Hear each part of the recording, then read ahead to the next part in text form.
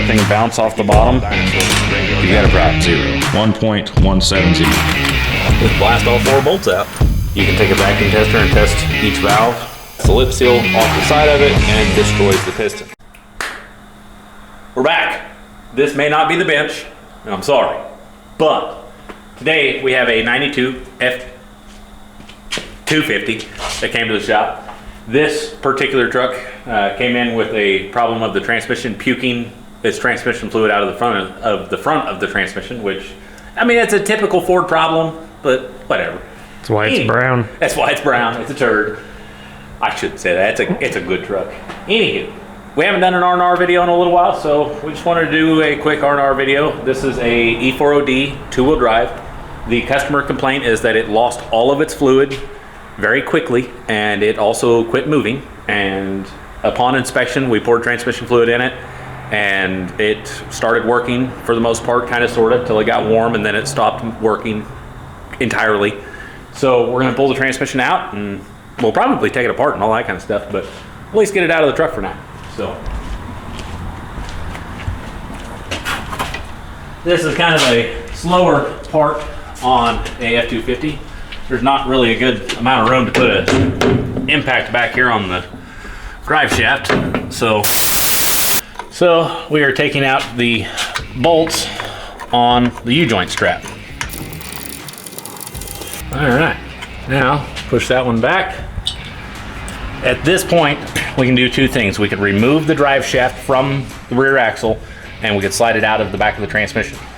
Once you do that, though, all of your fluid will leak out of the rear of the transmission. So, as to not make a giant mess on my floor, I like to wait until I am closer to having the transmission removed before I remove the rear drive shaft the rest of the way.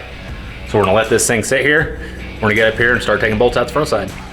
All right, well, now that we've got the drive shaft loose, we are going to start removing our cross member.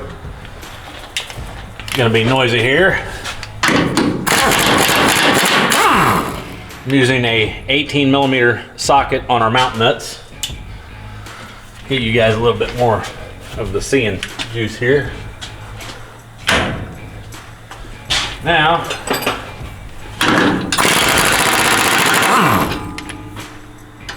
we're going to remove our cross member bolts to be able to get the cross member out. These are 18/5/8.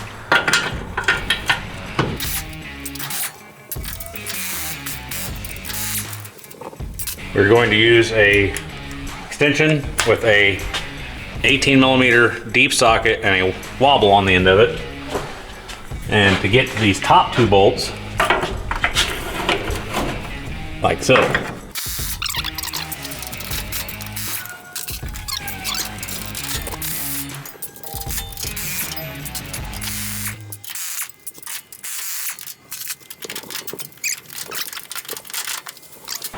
This one can be a little bit interesting. Take your exhaust and just pick up just a hair. And then the plate slides out.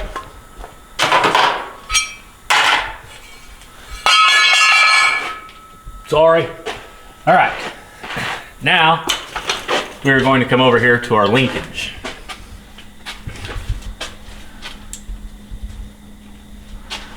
You'll notice the amount of oil right here. This is a problem area that not a lot of guys like to talk about. There's a seal right behind here. That is the manual shaft seal. During teardown, we are going to discuss how to remove the roll pin and how to get the manual shaft out of the bore. That manual shaft seal is prone to leaking. If you're going to rebuild it, always replace the manual shaft seal. Another huge problem with the E4OD family, and this goes for all E4OD, 4100, anything in that family of transmission. The parental switch on the side of it can dictate line pressure. If you have a short in the parental switch, you will have no line rise, which can actually damage the transmission. Anytime you rebuild one, always replace the switch. The early one is a gray one and it has an updated harness. It needs to be rewired, needs to be repinned. The updated one is this black plastic one. Even though this is updated, I will still replace that during overhaul because that is an update and it needs to be done every time. So with that being said, we are going to remove our linkage. We're going to unplug the neutral safety switch here, parental switch, whatever you want to call it. There's one clip right here where I'm putting my thumb, right there. You squeeze that clip down, and then you just wiggle the connector straight up, like so. Now that we've got that off, we can take our nut off. Some guys will remove the linkage right here. I prefer to take the nut off of it and take the bolts out of the cable bracket. Work.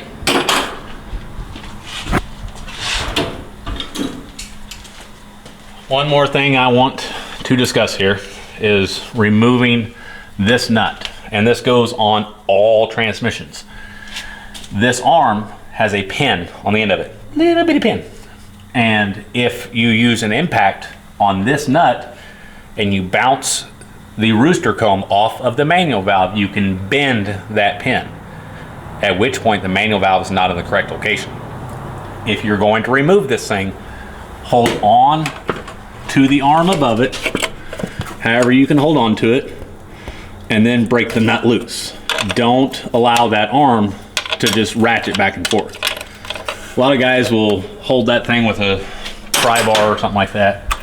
I like to use channel locks because that's just my method of doing it.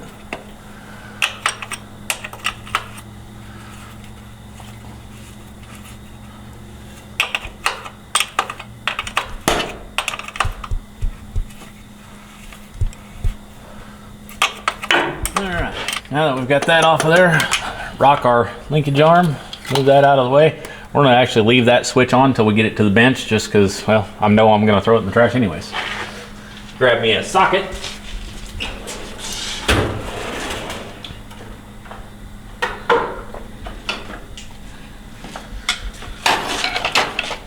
Now, let's get our linkage off of here the rest of the way.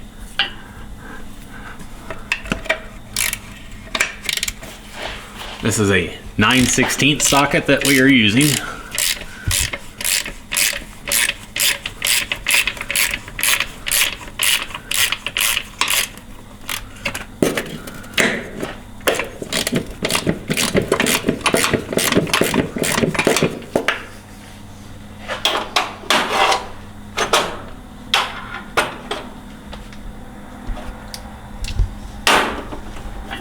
Just had that shallow socket.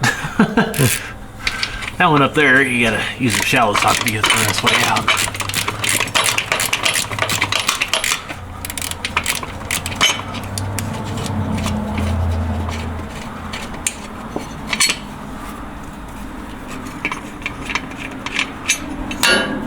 At this point, we're just gonna let this guy kind of dangle up front here. Try not to get it in any kind of a bind so it doesn't break the cable. We're gonna move up to our torque converter bolts. Okay, all right. We're gonna get these inspection cover bolts out.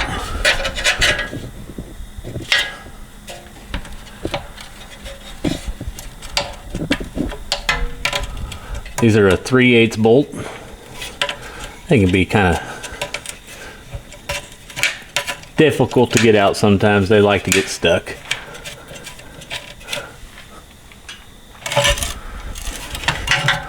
I see a torque converter bolt.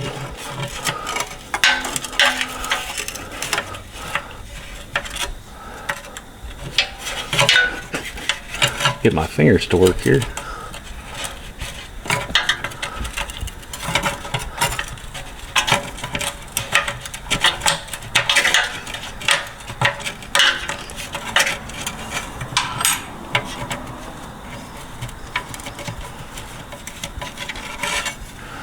And there's a torque converter bolt.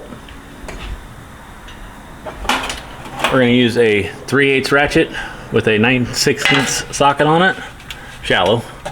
We're going to borrow this guy over to there and just rock the converter bolts loose. Once we've got it moved over and got it free, we'll take our pry bar and just inch the motor over just a hair. Right there to where we can get that converter nut out.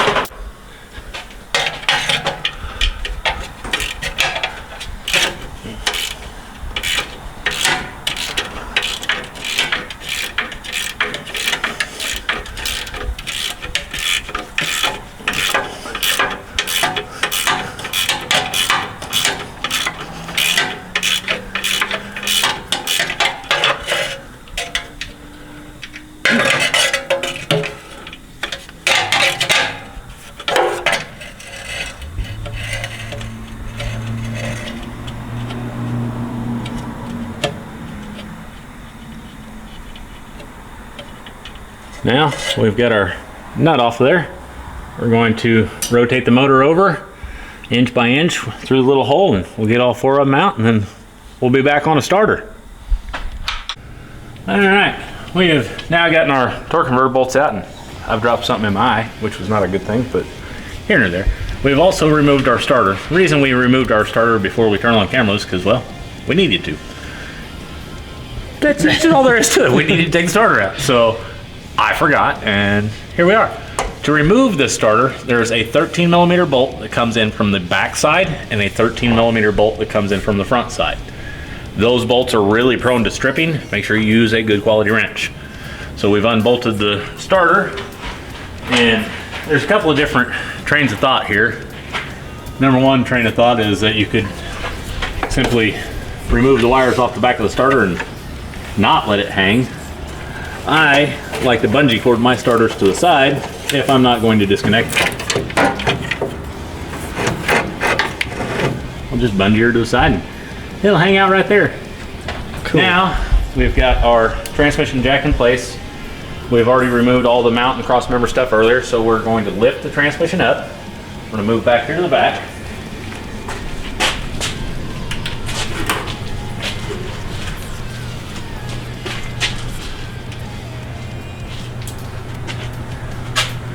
We're going to raise our transmission like so to remove our cross member. Now, the cross member has the wiring harness running across it. You've got a couple of options here for getting this wiring harness off. One thing that I've seen a lot of guys do is they'll try to take dikes and they'll reach in, will lift up and try to reach in there and squeeze it out. They make, let me grab them.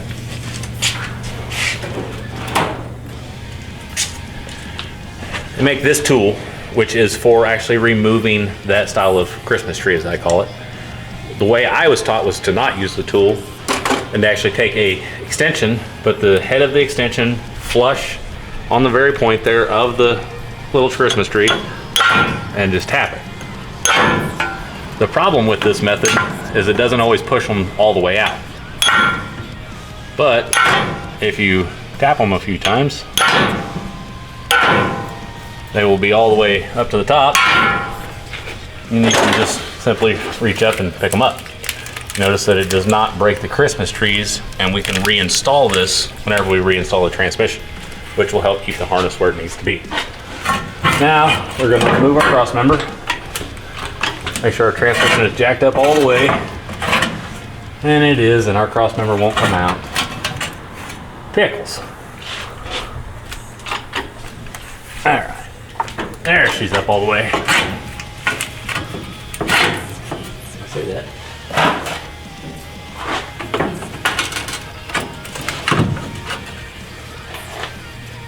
Go.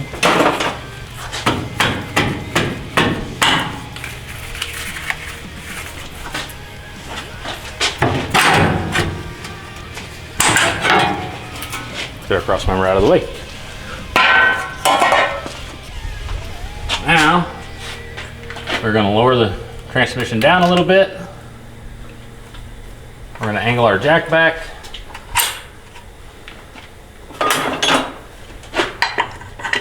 See if we have enough room to put on our last adapter, which I don't think we do. Nope. So, we won't be using it. Now that we've come this far, we need to do the same thing up here. We could either try to pull the Christmas tree or we could take the one bolt out. I think it's easier to just take the bolt out on this one.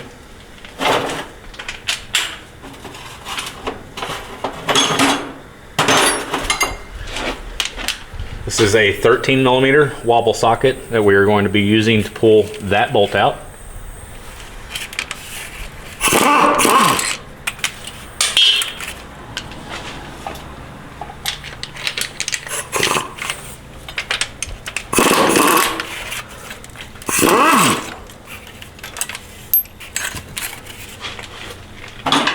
Now that we've got that apart, we can disconnect our O2 sensor. Just let this wire free float. We're going to come around to this side. We've got two 8 millimeter bolts that are holding this heat shield on, which is going for the wiring harness.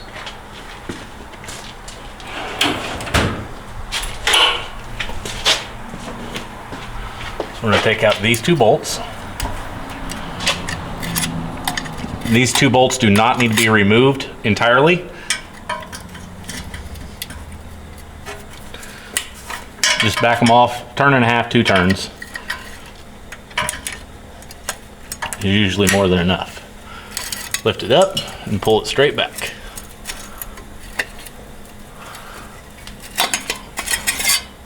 And that shield is out of your way. There's a connector right here that it can be a real trick to get to sometimes. We're gonna see if we can weasel our hands up in here. That connector does not want to come free. We're gonna leave that connector on until we get our transmission lowered down and to where we can get a better tool on that. So now we are going to work on getting our cooler line bolts loose. When you are taking the cooler line bolts out on an E4OD, most of them still have a threaded cooler line fitting. I like to use the line wrench and work all of the grease off first. And then usually if you tap on it, you can get them to break loose. But notice that one, the rear fitting broke loose also. So we will take a second wrench and we will hold the banjo bolt right back there. If I grab the right wrench.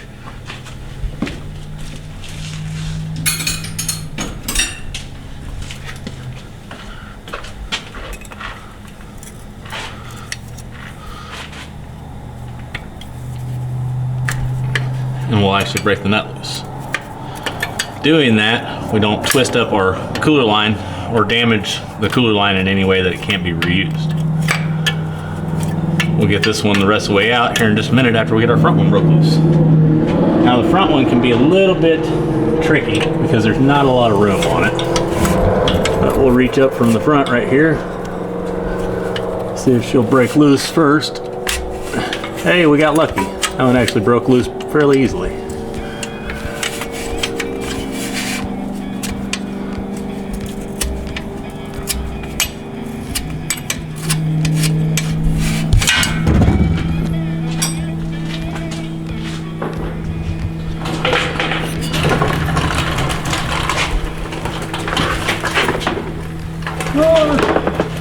We're going to bring over our drain tower here.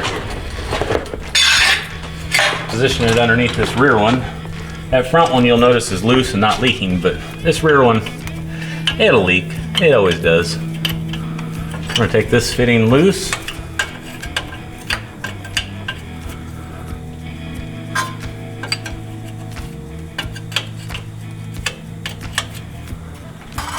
And remove the cooler line.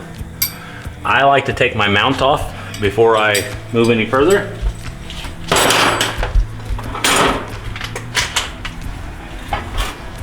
This is a 19mm socket.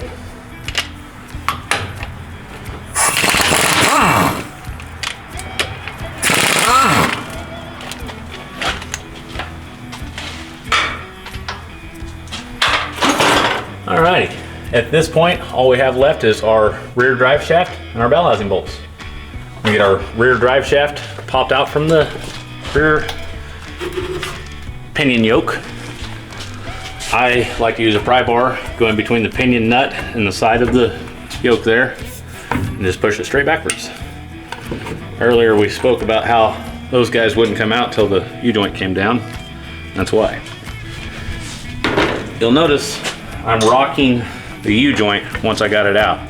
The reason for that, if you feel any catch in the U-joint, any skipping or any tightness in it, then there's a problem inside of the bearing and it needs to be replaced. This one feels like it's in good condition. We'll remove it from the back of the transmission, let it leak out whatever fluid's in it. Try to keep all that in an approved container. We're going to check our front one. Same thing.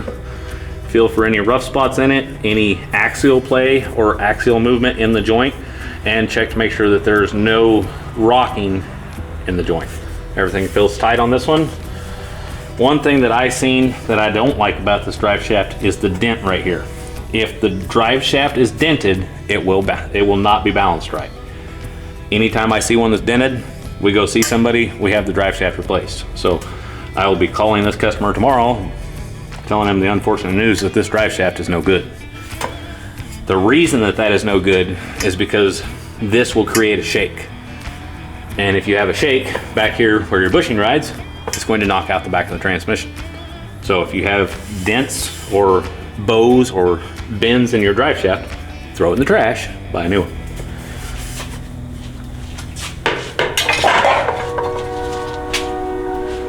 All right. So, whew, boy, that train stinks. That dude is burnt. You smell that one, don't you? I do not. You don't? Inch up there to that tail house and give her a I whiff. can smell it now. Yep. She is crispy. I have had farts that smelled worse than that one. I'm just kidding, I haven't. This one's bad. I could find the socket I just had. Right there in front of my face. Now, to get our bell housing bolts out, we are going to use this super long Cornwell 1/2 inch to 3/8 extension with a 5/8 snap-on wobble socket. I like to start at the top on E4ODs and 4R100s because I'm a weirdo and I don't care. I go for the dipstick tube bolt first. And then I go for the fuel line bracket bolt that is directly next to it on the top. After that,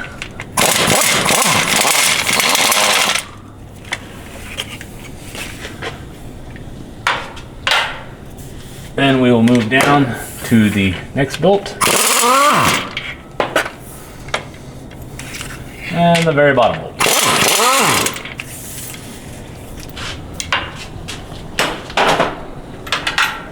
Going to take my pocket magnet and pull that other top bell housing bolt out. We'll grab it here in a minute. It fell somewhere. And now we can go to the other side and remove our last two bell housing bolts. Let's see if I can get some light up there. There's one of them.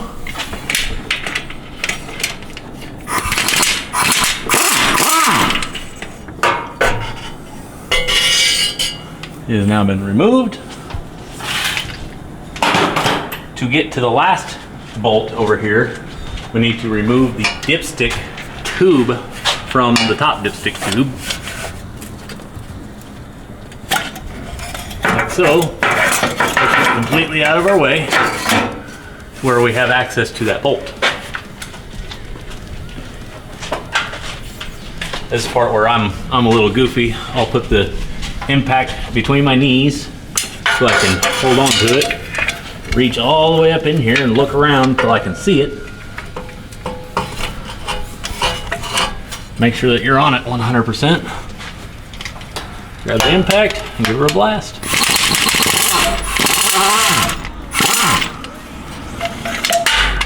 And I dropped my socket. But that's okay. Now that we have that bolt out, get my socket back.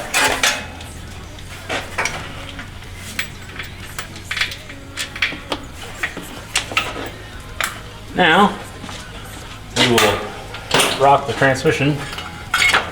If it'll rock, it will not. When we get one that doesn't rock, we will take a pry bar up here at the front corner and give it a pry.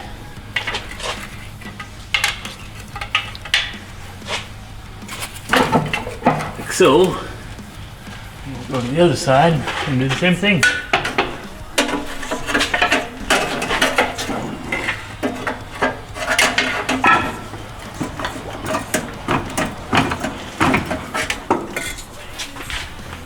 Sometimes you get one that's a little stuck and you have to work it back and forth a little bit.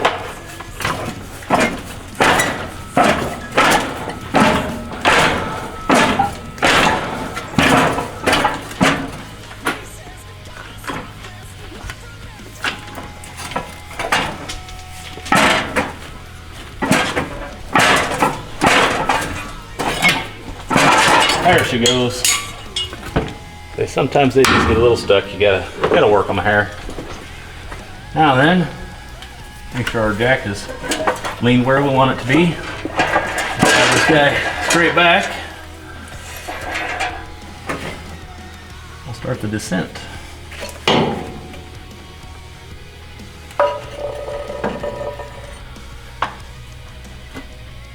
Earlier, we spoke about getting this connector off once it's down. I'll show you guys why. This connector right here, this connector right here gets full of all of this dirt. And some guys will break it because they don't realize that you need to clean that connector out if you want it to come apart. So we'll clean all the crud out of it. Get all that stuff moved out of the way.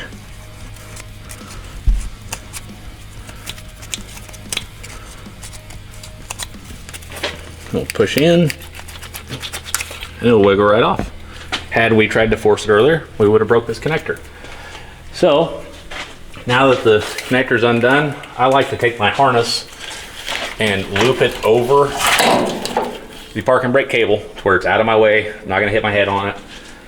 Now we can lower jack down the rest of the way and this transmission is out. All right guys, so we're gonna get this thing over to the bench and get it all tore apart and see if we can't show you guys a little bit of what we find. So thank you guys for watching as always. Don't forget, like, share, subscribe, all that fun, wonderful stuff, and we'll see you on the next one.